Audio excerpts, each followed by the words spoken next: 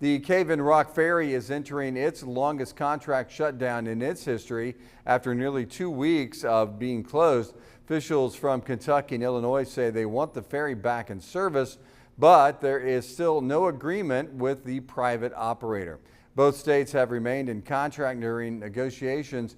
One state senator from Illinois says Kentucky's tight transportation budget limits are part of the negotiations so far. Kentucky mandated a 4% decrease in their budget and for this year, and then another 7% next year. So they're literally looking for places that they can cut.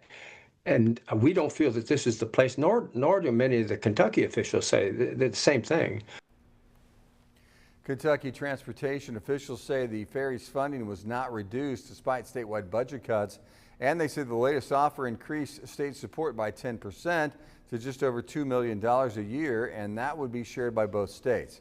One transportation cabinet representative says they simply are not in a position to offer more with their current budget. We just simply cannot afford and offer more funding to offset the cost and to subsidize this privately owned operation. We stand ready to execute that contract based on that offer that we've presented to really get it back up and running for the people who rely on it every day. The ferry typically carries about 100,000 vehicles and 200,000 passengers a year.